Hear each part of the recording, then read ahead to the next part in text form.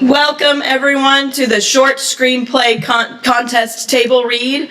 Please take a moment at this time to check your cell phones and make sure they're on silent. Thank you so much.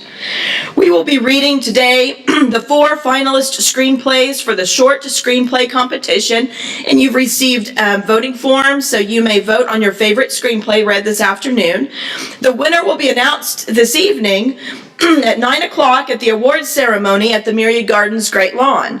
The winning author will receive a cash prize, and the theater that reads the winner will also receive a cash prize.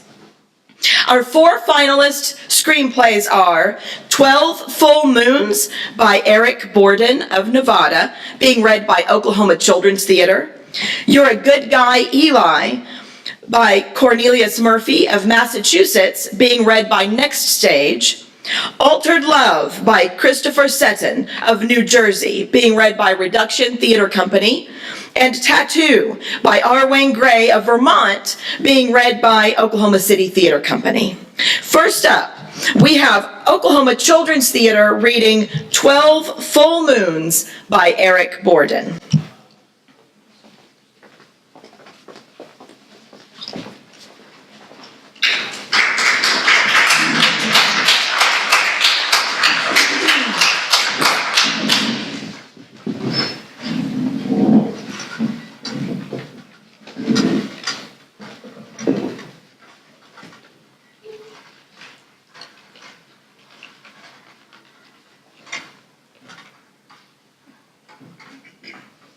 "12 Full Moons" by Eric Borden. Fade in.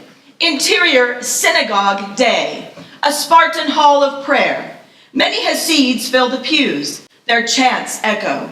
Doron sits alone in a dark suit. A boy of 15, his fresh face grows a pubescent beard. He rocks gently in prayer, his voice soft. He lets each word live on his lips before he utters the next, in Hebrew. Blessed are you, our God, creator of time and space, who has supported us, protected us, and brought us to this moment. He finishes and still rocks. Doron contemplates his offering. Satisfied, he gingerly collects his backpack and Torah. Exterior, New York City sidewalk day. Doron emerges, and the solemn hall gives way to the bustling city. 3 young Hasids stand on the sidewalk. Their dress is slightly less neat than Doron's. One hides a pack of cigarettes, notices it's Doron coming from the building, and reproduces the pack. Look at you. Aren't you the good Jew today? Coming from the temple, did you say all your prayers? The boys surround Doron, jostling him. Doron shies away from their contact. They hurl insults in Yiddish. You little ass kisser. Look at the homo. He's scared. What are you going to do, ass kisser? 2 men approach the boys from the street. Rabbi Samani, a man whose more salt than pepper beard belies his age, and Itzik, a handsome 20-something. They come to Doron's rescue. What are you doing? Leave him be. The boys lock eyes with the rabbi. They defiantly linger and suddenly take off down the street. Good day, Doron. Good day, Haran. Those boys giving you trouble again? Will they never learn? Okay. Doron, this is Itzik Mulalem. He is new to our shul. He has just moved from Boston to stay with family here in the city. Welcome. It's good to meet you. Nice to meet you, Doron. Today is a special day for Doron. But tomorrow he travels to Israel. He goes to yeshiva there. He is going to study at Bet El. Congratulations. From what I know of it, Bet El is a great school. Yes, he is very lucky to be going. Doron has become a prized pupil. He will be sorely missed. He has become a bit of a teacher himself. All the other boys, whenever they have a question, they go to Doron for help. Doron respects his rabbi, but he's embarrassed to be the center of attention, even in such a small group. We are very proud of him. He is going to make his parents very proud. It is something that he gets to go. His parents have worked very hard to send him. Then you will honor them by going. Doron's uneasiness grows. Itzik senses this and eases his pain. Good luck in your travels and with your studies. Rav, will you show me around the rest of the synagogue? Yes, of course. Be sure to hurry home. Your parents will no doubt be keen on seeing you. It was good to have met you. Enjoy your time here in the city. Thank you, I will. Rabbi Simoni and Itzik walk up the steps into the synagogue. Doron hurries off down the sidewalk, sure to go the opposite way his aggressors took. He rounds the corner, giving a last look over his shoulder. Exterior sidewalk day. Doron hums contentedly, walking a measured pace. He moves effortlessly through throngs of people. The three Hasids follow across the street, careful to stay out of Doron's line of sight. Doron stops briefly to purchase a single flower from a street vendor. The boys take advantage of this and hurry to make the corner. They step into a vestibule and wait. Doron makes the corner and crosses the street. They rush him. Doron tumbles to the ground. One of the untoughs steps on the flower's delicate head. Where's your savior now? Doron stares, his eyes transfixed on the crushed flower. He fingers one of the petals. Crack! A kick from one of the boys wakes Doron. He scrambles to his feet. The boys lay hands on him. Doron rips away. The chase is on. Doron tears down an alley, his breath labored and desperate, his steps sure-footed amongst the muddy potholes and trash. The boys split up, two down the alley after him, one up the block. His pursuers scream wildly. The shouts spur Doron. He runs faster. He flies into the street. A taxi screeches to a halt, just misses him. The boys, right on his heels, dart past the taxi. Doron looks behind him and sees the boys, wild-eyed and panting. He runs faster still. Doron approaches another street, never contemplates slowing. He looks behind him and slams into a fat kitchen worker who carries a huge bag of trash. Trash and bodies fly. Doron takes the brunt of the contact and comes to rest on his back in the street. The kitchen worker surveys the mess. Damn it, boy! Sorry. Doron hurries to lift himself from the ground. He spies his Torah on the sidewalk, pages blowing in the wind. He looks up the street. His lone pursuer rounds the corner. The alley boys close. He makes his choice, and all the boys converge on the book. Doron grabs the book and loses the scramble. Hasid 1 sits on his chest and prepares to pummel him. Slam! A body crashes into Hasid 1 and splays him out on the pavement. Suri, an Indian girl of 16, dark brown skin, soft and unblemished, glittering green eyes, she stands fists clenched. So you want to fight a girl? The boys help their fallen friend to his feet. They're unsure what to do. Come on, boys. The boys glare. Enjoy your time at the shiksa. The boys walk away unsatisfied. Doron stands up and collects himself. We said to meet at Linden and Utica, 4 o'clock. This is Linden. That's Utica. Suri points to the corner. I hadn't realized. Are you all right? Yeah, okay. I brought you a flower. Doron produces a lone petal from his hand. Suri smiles at the pitiful offering. Didn't travel well. I love it. Come on, let's get out of here. Exterior Prospect Park later. The lush green of the foliage shades the couple as they walk. A comfortable distance between them, but both aware of exactly how much. They play with this distance. One invades, then retreats. The other returns the favor. They revel in this innocent no man's land. Thank you. I make my rescue. Suri just smiles. Didn't know you played that rough. Thank my brothers. None of them ever took it easy on me. Sure to get it at school now. Doron, the nebbish, offended by a girl. The Nevish. What's that? You can leave it at those. Doron the Pitiful. Very regal. She ribs Doron with her elbow. The contact electrifies him. Don't you start, that's just what I need. You know I don't think that of you at all. Thank you.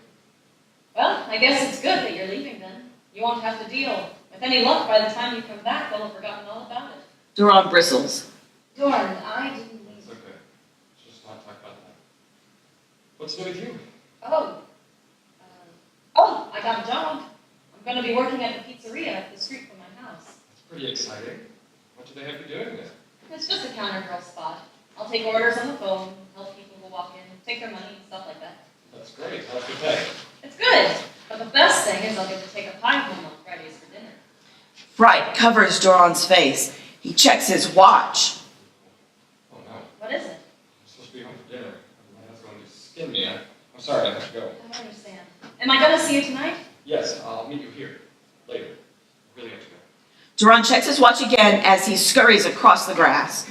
Exterior brownstone evening. Doron bounds up the steps of a stately brownstone. The withered remains of an herb garden sit on the landing. Next to it sit numerous pairs of shoes lined up neatly. He removes his shoes and nervously straightens his clothes and hair before he enters. Interior brownstone living room. A finely appointed common area. Everything's in its place. On the coffee table, the Torah. Doron hustles across the living room. Interior brownstone dining room. A formal space with a monolithic dining table. At the head sits father, a venerable man in his 50s. His hands extended, palms down on either side of his plate. Food untouched. Next to him, mother, also 50s. Smile lines crease her cheeks, though she's not smiling now. Doron quietly takes his seat. They bow their heads. Blessed are you, O Lord, our God, King of the universe, through whose word everything comes into being. Father looks at Doron down his nose. Doron shrinks. May we eat now? Yes, Father. I'm sorry for being late. How was temple? It was good. Are you packed, ready to go? Yes, of course. You know it is an honor for you to go to Bet-El. Many great men have studied there. I never got to go to school at Israel, so it is important that you go, my son. You're a mess. What happened to you today? It's nothing. I took a fall. Tell your mother what happened. I wasn't looking and ran into a man carrying trash. You should really pay more attention.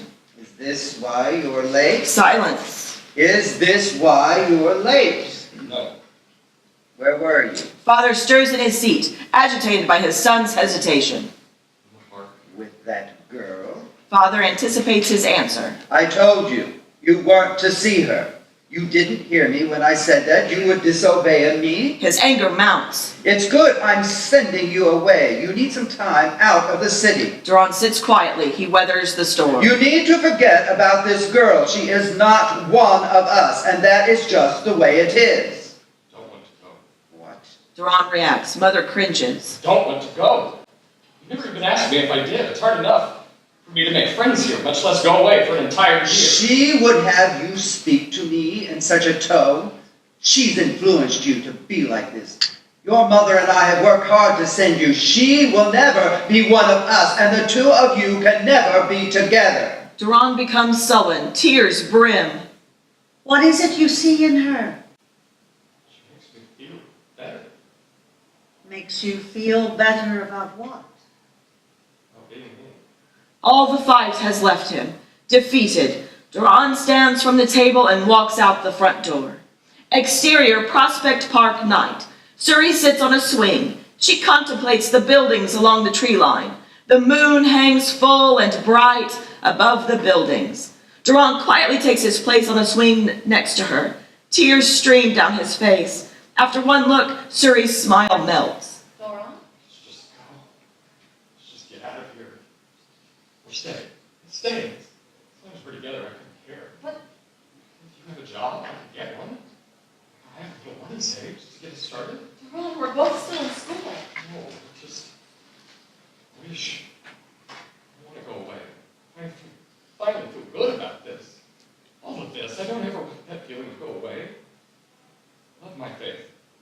Love you. Father can't understand that I might want something different. When I talk to God, he might be saying something different to me.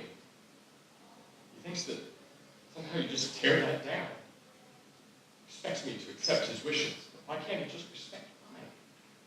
In our worlds, I don't know what there can be between us. I'm willing to try. How can you ever expect him to accept us if he thinks I stood in the way of you going to Israel? Don't know. It was an entire year then. Suri pushes her swing right up to Doron's. They are dangerously close as they have ever been. It's only 12 full moons until I see you again. And in that time, you will walk in the streets of the kings of Jerusalem. Suri presses her lips against Doron's mouth. The moonlight bathes their young faces. The end.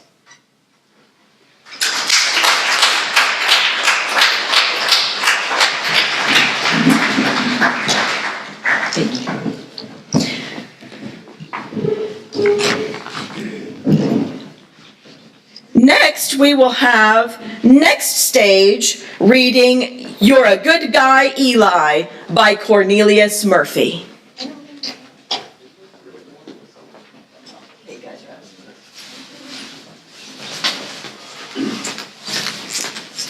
Well, hello.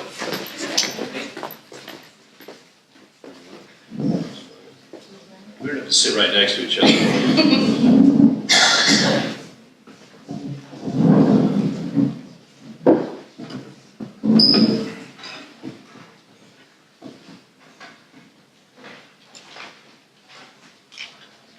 We're the next stage theater company. I'm Morgan Brown. This is Holly McNatt. Caleb, Julie, and Todd. I got a lot. Yeah, these other people don't have last names. It's important. This is You're a Good Guy, Eli, written by Cornelius Murphy. Interior, Andrew's apartment, day. A sparsely furnished apartment with many partially unpacked boxes scattered around. The front door opens and Andrew, 30s, a lanky, handsome man, enters carrying a stack of boxes. Behind him follows Eli, 30s, shorter and plain in appearance, with 2 large plastic bags of clothing. So, this is it? Isn't it great? Eli looks around at the small, barren apartment, which contains a fold-out table and an inflatable couch. Yeah! God, I should have done this years ago. Laura and I haven't been working for a long time. The pair set down the boxes and bags. You always seemed happy. Eli, I had died in that marriage. The person you've known all this time was a dead man. And it took meeting Amanda to show me that. Don't I seem different? Eli stares at Andrew for a moment. You do seem invigorated. Exactly. This is a personal renaissance. Oh, I can't wait for you to meet Amanda. She's so beautiful. Andrew begins to unpack items wrapped in newspaper from one of the boxes. This is all happening so fast. Now, don't get me wrong. I mean, Laura was great, and part of me will always love her. But Amanda makes me think I can do anything. She believes in me. Wow. For instance, I quit my job. What? I'm done selling insurance. There's no passion in selling insurance. Amanda is encouraging me to go full-time with my music. See, Laura didn't think I had the talent. She never supported my dreams. What about money? Andrew turns and looks down at the shorter Eli. Eli, I hope you understand this one day. When you are with someone who loves you, that's all you really need.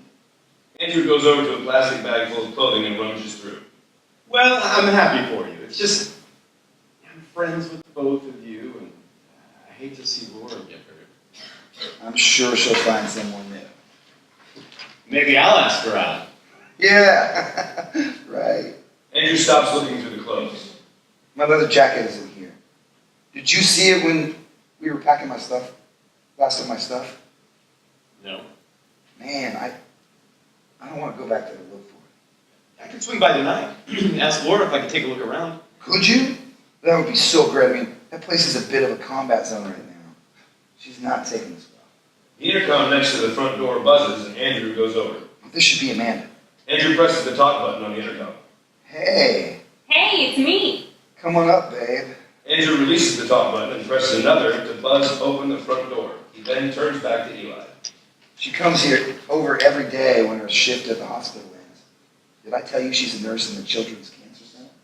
Eli hides his exasperation. I think you mentioned it. Andrew shakes his head as he marvels. She's so inspiring.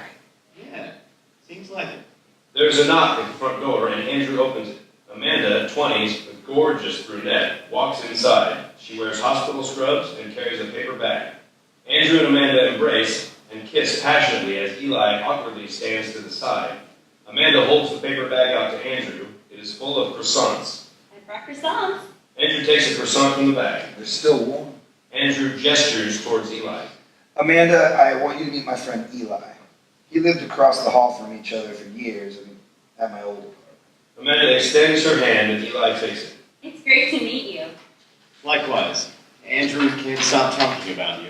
Oh, really? Amanda smiles at Andrew, who kisses her deeply again. Eli looks uncomfortable at the display of affection. Well, I should probably get going.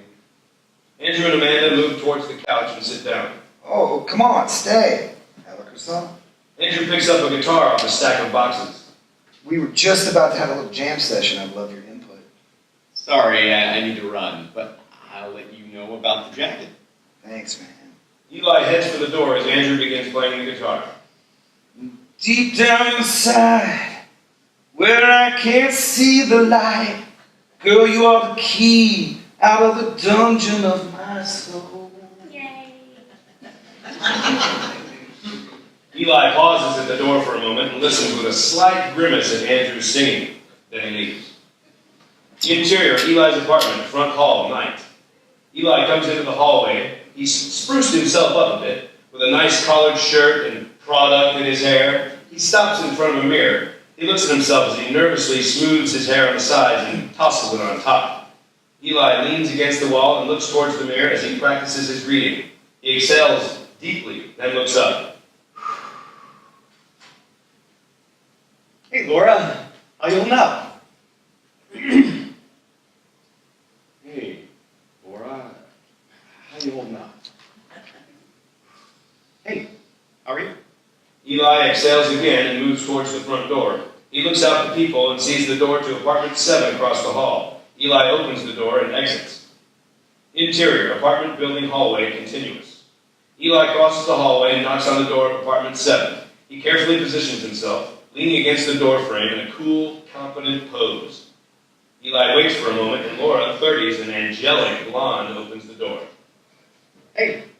Laura looks disheveled and puffy-eyed. She brightens a little seeing Eli. Hey, Eli. How are you? Laura breaks eye contact with Eli. She forces a small laugh. I've been better. Eli nods understandingly. Sure. I'm here if you need someone to talk to. Thanks. There's an awkward pause. Listen, Andrew was too scared to come back, but he thinks he left his leather jacket around here. Laura looks at the floor. Yeah. Why don't you come in? She holds the door open and Eli enters the apartment. Interior, Laura's apartment, continuous. The apartment has 3 large trash bags in the front hall. 2 of them are open. They seem to be stuffed with mementos of Laura and Andrew's relationship. Photographs in frames, cards, gifts, etc. Laura reaches into one of the open trash bags and drags out a leather jacket, which she hands to Eli. You left it under the bed. Looks like you're just in time. Eli takes the jacket. Thanks. He gestures towards the trash bags. Are you throwing all this out? Laura nods as she stares at the bags. Yeah. Why? Do you think I'm making a mistake? No. I think you're doing the right thing. Andrew has moved on. You should too. It's healthy. I guess. Sometimes I hate him, but the rest of the time, I just want him to come back. Laura rubs her eyes. Eli, consolingly, puts his hand on her shoulder. Hey, why don't you let me take you out tomorrow night? Eli holds up his hand innocently. Just as friends, but it'd be good for you to get out and take your mind off things. Laura gives Eli a small smile. Sure, why not? Great. How about I come by at 6? Okay. Eli smiles back. Okay then. Well, I'll see you later. Eli opens the front door and moves into the hallway. Interior, apartment building hallway, continuous. Laura stands in the doorway looking after Eli. You're a good guy, Eli. Eli sheepishly shrugs. I tried. Eli waves and goes back into his apartment. Interior, Eli's apartment, bedroom, night. Eli enters the bedroom as he admires Andrew's leather jacket in his hand. He takes the jacket and puts it on as he looks at himself in the mirror. Looks good on you. Eli turns and sees Amanda, who is actually Christy, an escort girl, lying on the bed. She looks completely different now, in a sleek, sexy evening dress with makeup and expensive jewelry. Hey, Christy. Amanda's demeanor and personality are different as well. She is now sultry and seductive. Your door was unlocked, so I let myself in. Sure. I've been expecting you. You're doing a great job with Andrew. Eli reaches into his pants pocket and takes out 2 large stacks of bills, which he hands to her. Here, for this week and next. Amanda collects the money and puts it into her purse. Thanks. Eli holds up several more bills and weighs them. You want to stick around? I could take you somewhere, make a night of it. I'd like to, but I'm meeting a client. Businessman from Tokyo. He doesn't like to be kept waiting. Amanda stands up and moves towards Eli. So how much longer Amanda. A few more weeks at least. Things are going to take a while with Laura. Amanda strokes the back of Eli's head. You'll be fine. Just use what I taught you. Amanda leans in and deeply kisses Eli. She moves behind him and hugs Eli's shoulders as they both gaze into the mirror at how he looks wearing the jacket. Amanda whispers into Eli's ear. Amanda turns and leaves the room. Eli watches her go, then turns back to the mirror. He slowly zips up the leather jacket and stares at himself as he practices again. Hey, Laura, you ready to go? Eli smiles at himself. Cut to black. The end.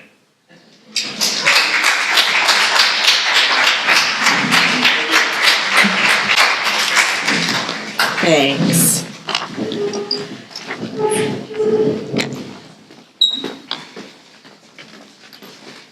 All right, next we have Reduction Theater Company reading Altered Love by Christopher Setten.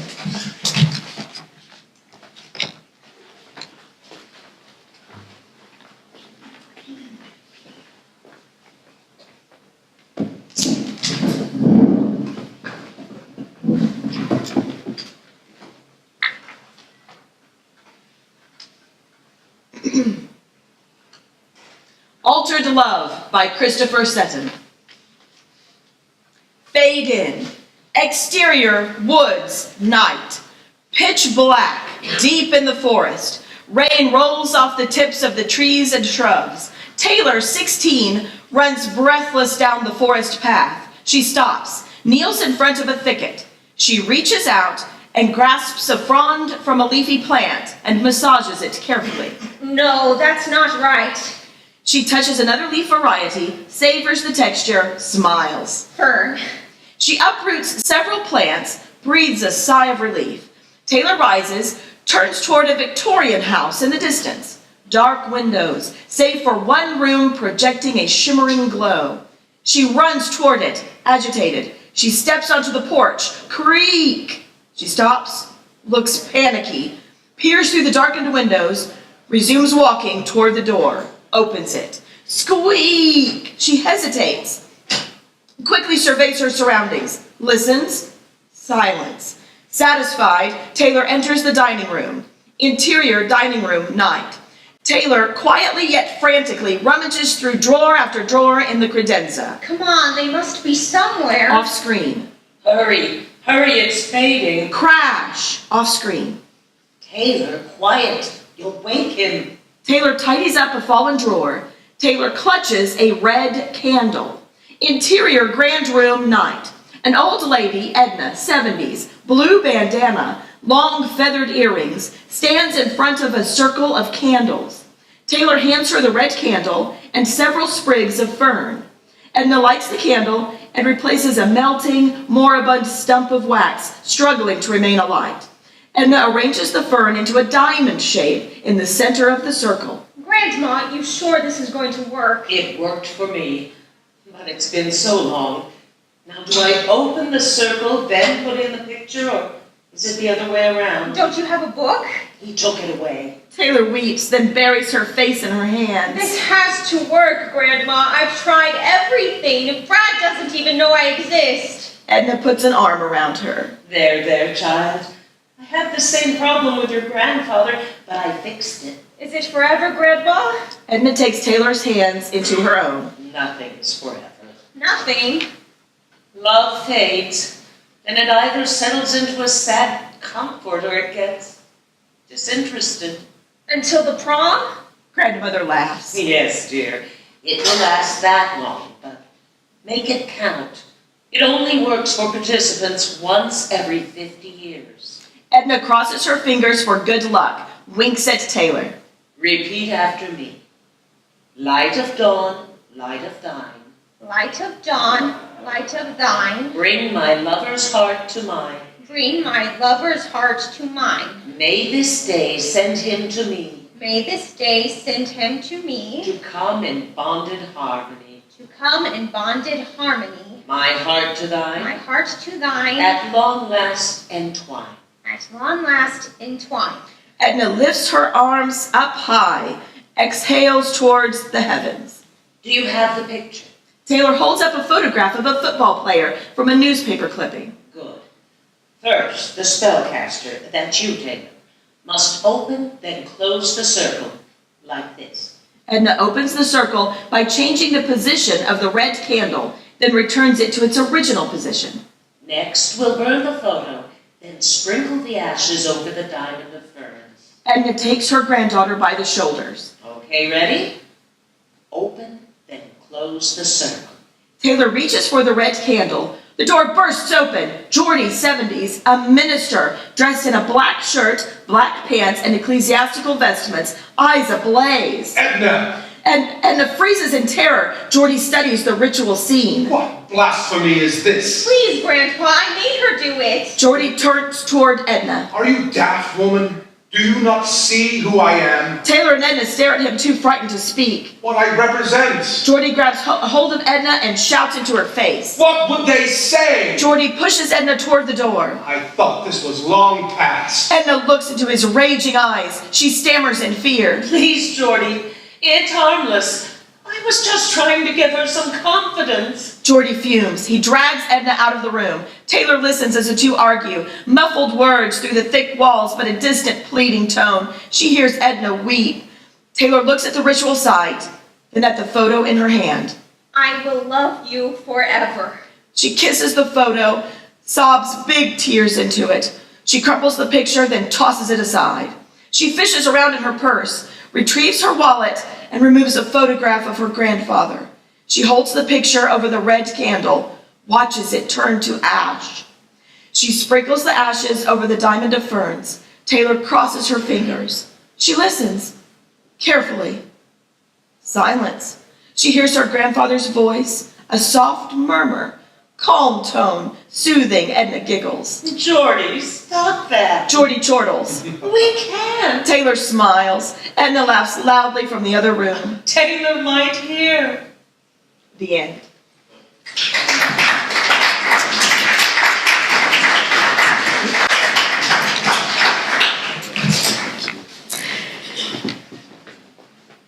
And our final reading today will be Oklahoma City Theater Company reading Tattoo by R. Wayne Gray.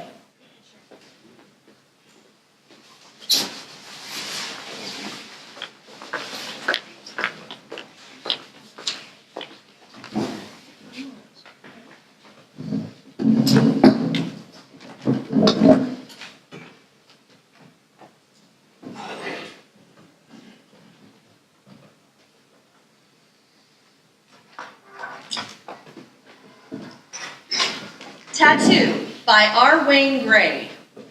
Fade in, exterior, lawn, day.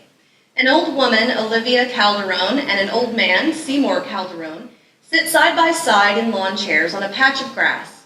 She knits while he pours a small amount of coffee from a thermos onto the ground, then fills a cup for himself. So, I'm thinking of getting one of them tattoos. Olivia just stares at him. Seymour finishes pouring the coffee, sets the thermos on the ground next to him, and looks at Olivia. Olivia, I said I'm thinking of getting one of them. I heard what the hell you said. Did you take your meds today? Seymour fishes in his pocket for a prescription bottle and fumbles with the cap. Yes, I took my meds, which has nothing to do with wanting to get a tattoo.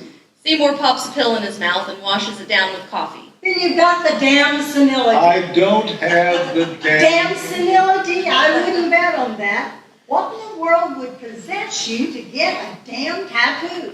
It's not like I'm going to be limiting myself socially or career-wise at this point. Or like I'm going to be damaging the packaging. What kind of tattoo? I don't know. Something simple, not too ostentatious. Well, you should get silly fool tattooed to your ass. Olivia, I swear it's the nipple piercing argument all over again. And I was right then, too. Edith said. Oh, I think I'm starting to see the light here. Olivia? Edith says, are you doing that for that old slut? Edith is not that old. You should get a picture of that little poodle of hers tattooed on her ankle. You think? Right next to where the little bastard bit you that one time. You think the ankle is a good place for it? I think Edith's ankle is a good place for it. Well, that's not a good idea. You know how her ankles get when she's been sitting. Seymour drains the cup and screws the top back onto the thermos. You know, Seymour, you can pick up all kinds of diseases and such from dirty needles. It's a tattoo. It's not like I'm shooting up the smack. The smack? What? It was on the Love Boat. Well, maybe you're not shooting it up yet, but you know how you get it. Tattoos are not a gateway drug. One nipple you wanted. Then you wanted to do an ear. Then the other ear. And then you were seriously thinking of piercing. It was a phase. When you're 12, it's a phase. When you're 80, it's dementia or an adjust your medication level cry for help. Well, I wouldn't get a dog tattoo anyway. Where would you even get a damn tattoo? This town isn't exactly crawling with biker bars, Seymour. There's a new tattoo parlor down by the Hojo's. I ink, therefore. Classy. Well, they have specials on Saturdays. Half price Saturday. I figured at that and the senior discount, I may even be able to drag a few people from the center with me. I ink may wind up paying you. Exactly. Sweet, sweet commission. Group rate. You could all get DNR tattooed across your temple. You get so mean when you knit. Olivia sets the knitting down in her lap. She stares at the knitting, sighs. It does get damn tedious. I will support you in whatever you want to do. I still think you're an old fool, though. Seymour starts to pull up his sleeve. I knew you would. I got it done last half price Saturday. A damn tattoo? Let me see it. $13 with the senior discount. I couldn't get anyone else to go, although I almost convinced Edith. She usually just needs $3 for convincing. Show me. Seymour finishes rolling up his sleeve and rotates his arm so she can see the tattoo. Olivia, inked in a heart on his arm. Olivia has tears in her eyes. I knew you'd like it. I almost got it in a tramp stamp. Seymour looks over at the chair, which is empty. That seems a little ostentatious. Seymour gathers up the thermos and chairs, then looks toward the ground, in front of where the chairs had been. See you tomorrow. Seymour walks away from a tombstone which reads, Olivia Calderon, 1935 to 2013. Fade out.